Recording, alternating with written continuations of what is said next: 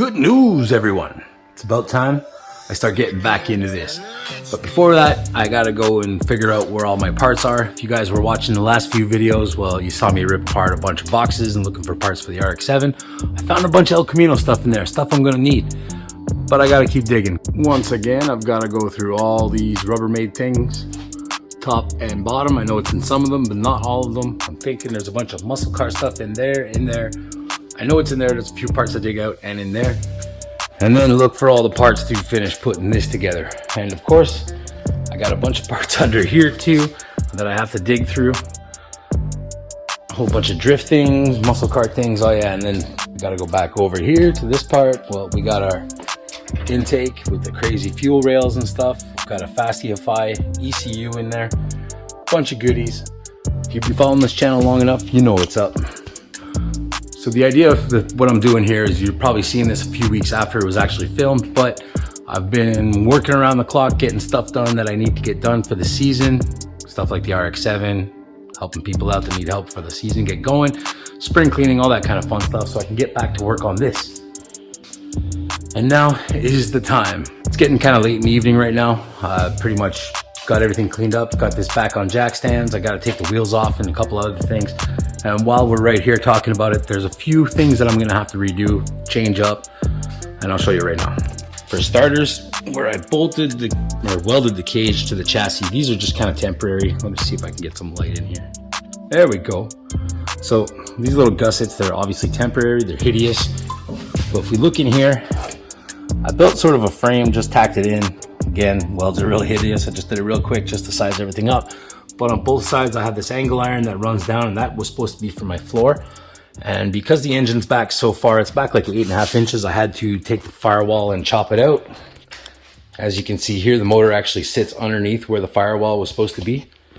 And the motor actually sits behind the front wheel hubs. So that should optimize my balance for once this thing is running. But getting back to these floors I was talking about, the way I put them there, it actually doesn't give me enough room for my feet, not as much as I thought I would.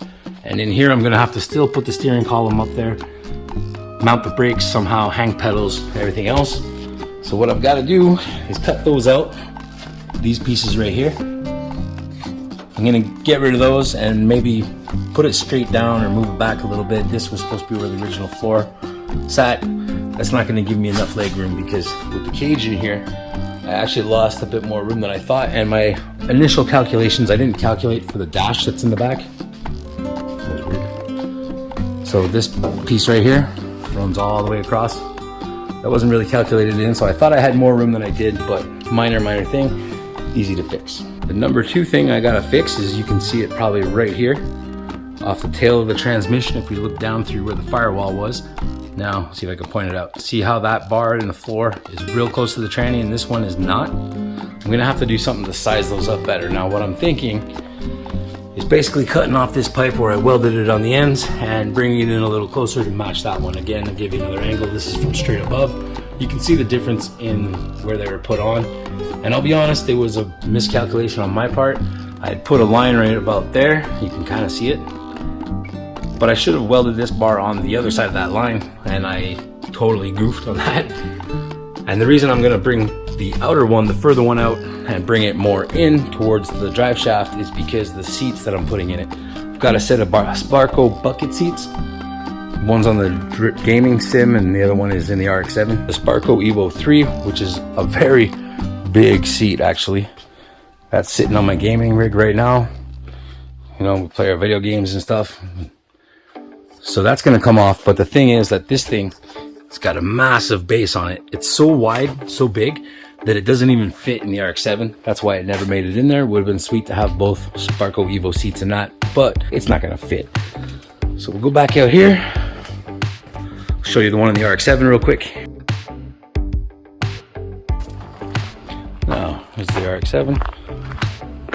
Beautiful car. So this is the Sparco Evo 2. It's a little bit smaller than the Evo 3 that's in the house in the driving rig. This one fits inside, but just barely. And I don't know if you'll be able to see it through the window, but look right there. You see how close that seat is to the door? There's no room for a door card there. That's why I'm running the car without door cards in it. Besides going through all the parts and figuring out what I need, I've got to fix those little things. And I'm sure I'm gonna find tons of other stuff as I go through it. I know there's a lot of work to do in the back end because I haven't figured all that out exactly where I want to go with that yet. So looking back here, the pipes that are the lighter gray color, like the one that goes across right there, that one right below it, those were just temporary. That was just so I could hang the differential and make everything line up, make everything fit. This is a C4 Corvette rear suspension.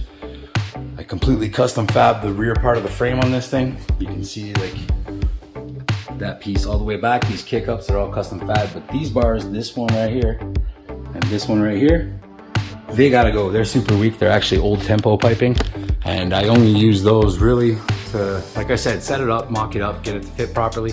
So I'm gonna have to make something out of the pipe that I have from the cage, which is 1 inch and 3/4. It's DOM tubing, seamless, 0.095 wall, so it is legal for FD.